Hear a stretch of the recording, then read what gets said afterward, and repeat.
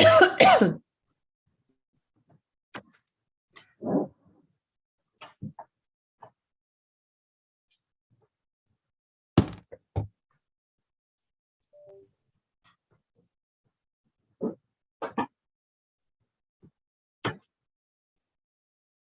can go ahead and get the meeting started.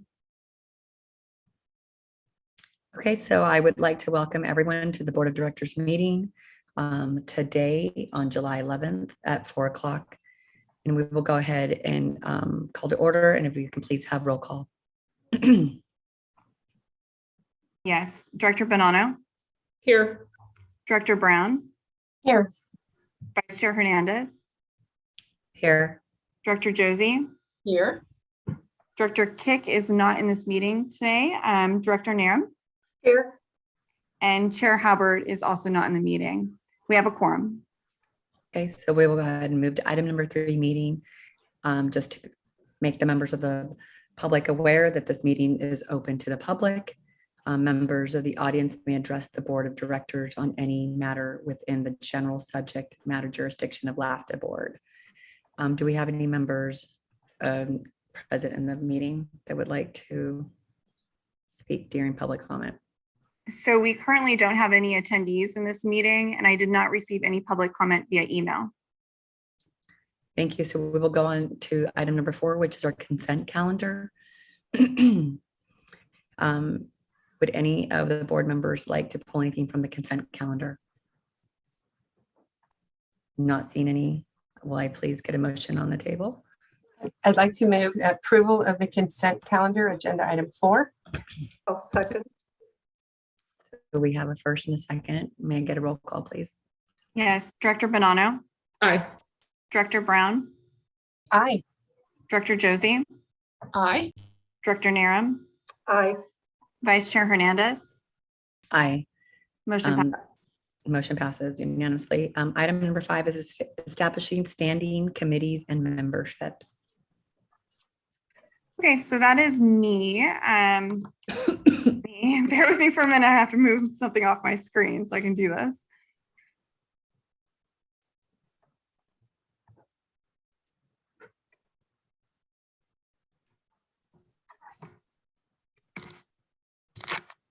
Okay, there I am. All right, so the action requested is for the board directors to review and adopt standing committees, memberships, and officers to conduct LAVTA's official business. At the June board meeting, board member David Halbert was elected as chair and board member Melissa Hernandez as vice chair for fiscal year 2023. Per the agency's bylaws, the chair will appoint the members and the committee chairs subject to board approval. The Chair David Halbert's recommendations are shown on the attached resolution and follow the adopted policy that the chairs of the 2 standing committees are to be filled by the 2 jurisdictions who are not serving as chair and vice chair of the board. The committee chairs are to be filled by Livermore and Pleasanton. Board members will see that the committee assignments stayed the same on the committees. So you all will continue to serve on the committees. The recommended chair for the Finance and Administration Committee is Kathy Narum and Brittany as vice chair. And then the recommended chair for Projects and Services is Gina Bonanno and Carla Brown as vice chair. And then with these recommendations, you maintain compliance with your board bylaws. Have any Thank you, Jen. Director Bonanno. Yeah, I don't know if this is appropriate time, but I just wanted to remind people that my term will end in December.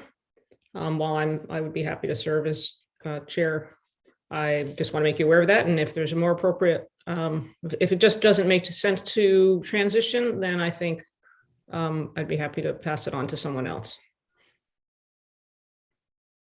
We'll bring it back to the board. I think, is everyone comfortable with the way we have it right now? And then once the new council member I'm gets comfortable. It's not unusual to have somebody Mhm. a term out of office or not be reelected and be as chairs. It's not unusual. So it is one way for the next 6 months, at least, to have your brilliance and good use of both you and Councilmember Kathy Narum, or Trustee Narum. Yeah, so it sounds like we're okay with it. All right, so then do we need a roll call on this? I'd like to make a motion if I could. I don't know if one's been made. I would like to move that Finance Administration be chaired by Kathy Narum, and then Brittany Kick is Vice Chair, and Projects and Services be chaired by Gina Bonanno of Livermore, and then I will be happy to take the Vice Chair position. I'll second that. And does your motion include passing the entire resolution with the standing Yeah. committee? Yeah, that's right. As well as the rest of the details on this, the Finance Administration meeting shall meet on the 4th Tuesday, et cetera. Yes, the entire staff recommendation, Well, as thank well you. as approval from. I'm glad I got a motion in a second because I was just going straight to the roll call. All right, so Okay. it looks like there's a motion and a second. Now we will go on to the roll call, please. Okay, Director Bonanno, Aye. Director Brown, Aye. Director Josie, Aye. Director Narum, Aye. Vice Chair Hernandez. Aye. Motion passes. Okay. So item number 6 is our interim executive director's report. Tamara, please. Okay, hello, everybody. So we have some excitement going on. Our ridership dropped in June because our schools are out, and these school routes do make up about a third of our ridership. However, our ridership has gone up 52% over what it was June of last year. So that's a wonderful increase. We're seeing people come back. And our ridership for Saturdays and Sundays are growing even faster. They're actually getting closer to the pre-pandemic levels faster than the weekday ridership. Go Tri-Valley also has increased ridership. It's decreased the last few months, but overall it's increased. It stayed pretty steady throughout the pandemic, which is great. And we expect it to go back up in the next few months. Our SAV project, the vehicles we want to use for phase 2 won't be available for another 2 years. So Tone has been working very diligently to keep that project alive. And he has found an interim solution that should work. He's been working with a few stakeholders, and he'll be bringing it to the board in the next few months, what that solution is and what we plan to do. Once employees are back to the office, there's no point in running empty driverless vehicles. Once again, we have won some marketing awards. Not really a surprise. It's kind of what we do. We have won first place for the Memorial Madden Cruiser in the LAVTA awards. And we won an award for a flyer that Tony did for Valley Link. Tony and Michael did for Valley Link. So both of those won first place, which means that they're now in the running for the grand prize. So we have won a grand prize in the past. So hopefully we can do it again. We won't know for a while, but we're pretty excited. And we also won a Telly Award, which is for cable television, non-broadcast video television programming awards. And that was for our, we have a video, it's a driver recruitment video, and it's drivers recruiting drivers. It's actually on our website. It's a great video.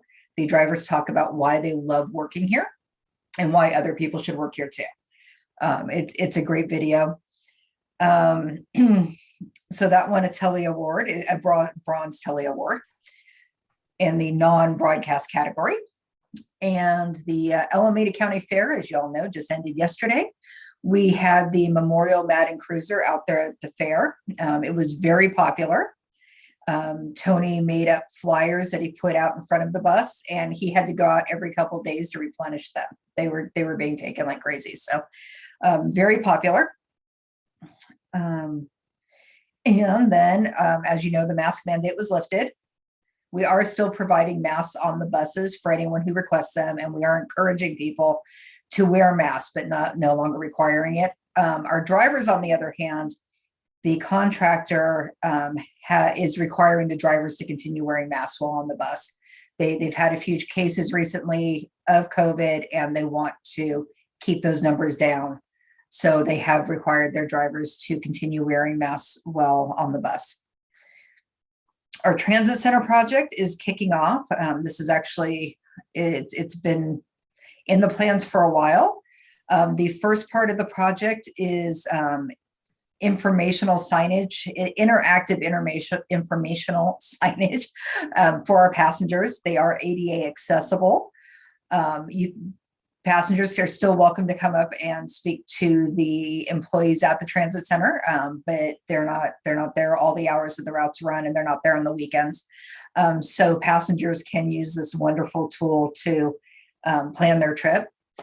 We have additional plans. They're in the beginning stages, involving a landscaping overhaul, upgrading the lighting at the transit center and the walkway between the transit center and the signature stop out on Railroad. Painting the canopy that's there and painting the signature stop. It hasn't been painted since it was put in. And then replacing the monument signage that you see when you first come into the transit center, but you don't see it that well. It's not real noticeable. So we're going to improve that so that it's more obvious where you are rather than just the basic sign we have. And then our Dublin parking garage update. The state has done a 3-year extension. They did it administratively. We don't have the actual agreement yet. Once we get the agreement, we will be extending our agreement with Alameda County for the same period of time. And that's it for June. Any questions? Director Brown has questions. Yeah, thank you. Thank you so much. And I love ridership increases. Those are Yes. near and dear to my heart. Sorry for being late, guys. Apologies. Okay, I'm sure it was important. Hey, just a couple of questions about this increase in ridership, because whatever we're doing, let's keep doing it. Do you think that some of it, since you're covering June, was the fare? Because it's weekends, we do shuttles, we do a lot of marketing to take a ride to the fair. And then I'll follow on that question. Could it be student passes? They're being used even after school's out. Is that allowed with a student ID, as well as college, Las Positas college passes? I just wondered if you can give me a little bit more about that ridership and what we're doing correct. Some of it could be the fair ridership, but fair ridership was not very high this year. We even provided a second bus on July 1st because of the fireworks. So we ran more frequently, thinking that there would be a huge crowd and we would need 2 buses. And we really didn't. The first day of the fair in past years, we have needed 2 buses, and those buses have been packed. This year we needed 1 bus and it had very little ridership. So I don't know what the fair attendance was overall. If that was a reflection of that, or if people just weren't taking the bus to the fair, but the ridership was very minimal this year for the fair. The student transit pass, and I don't have those numbers. Tony can get them for me when he gets back. But yes, students can use their student transit pass for the Alameda County program all year long. They can use it on any route, any time of the day, any day of the week. So if they're going to work or they're going to the mall to hang out with their friends or that kind of thing, they're welcome to use it. And then the Las Positas pass, that's done by semester. So they get a new sticker every semester showing that they are in fact enrolled for that semester. And again, I would have to check with Tony on those specific numbers because that's not something that we keep in something that's readily accessible. Okay, yeah, that comparison, thank you. The fair, since we didn't have a fair last year, we had Right, it would definitely be higher than last year, but the numbers themselves weren't very high. Okay, and then I also recall we had a big push 2-3 years ago, whatever the last real fair was that transit from BART to the fair, but BART ridership is down So it's kind of a trickle process, right? You don't have BART riders, you don't need a lot of transfer over, but anyway, Exactly. still good news. I saw the Madden Cruiser. I saw people taking pictures in front of it. I should have taken one of me, but it certainly was a very popular thing to see the Madden Cruiser there, and people just really appreciating all that Wheels is doing to support and remember Mr. John Madden. Okay, thanks. All right. You're welcome. It looks like Supervisor Halbert's here, so I will let him take over the meeting, and then I'll just go ahead and ask Gina Bonanno to go ahead and, I know she has her hand raised. Actually, Melissa, if you could continue on, that would be great. Happy to do that. Let you do that. Sure, Gina, Director Bonanno. Yeah, thank you. And this quick question, we probably talked about this when we first went ahead with the Madden Cruiser wrapping. How long is that? What's the lifetime of that wrap? And do we have any intention of sort of making it I don't remember what the lifetime is. I guess that's the question. And if it has a finite lifetime, would we want to perhaps continue it afterward? It's such a big hit, and we don't necessarily have to change it up. Thanks. Wraps, depending on fading, can last 6 or 7 years. Our regular buses are wrapped, and we usually only have to change out the wraps once in their lifetime. So we could keep it that long. We could keep it longer if we decided to. If the board wanted to, we could rewrap it with the same wrap when that one starts to fade. We tend to take wraps down when they just start looking bad. Whether it's our wrap, or even if it's an advertisement, if someone's bought multi-year advertising, for example, Bay Area Air Quality Management District bought a very long-term wrap, but it was looking really, really bad. And we gave them the choice, since they had bought it and they paid for it, to change it out, or we were going to take it down. And we ended up taking it down, but it had been on there for quite a long time.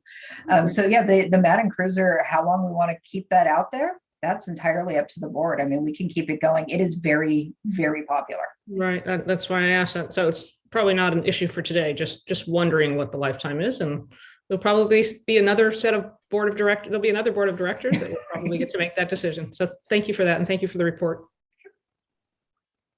It would be nice to just honestly keep the bus around, even when we're all no longer on the board, in my opinion, just because he just meant so much to our community and to the football arena, and just such a great person. So I'm sure we'll keep telling the next people that sit on this board what a great person John Madden was.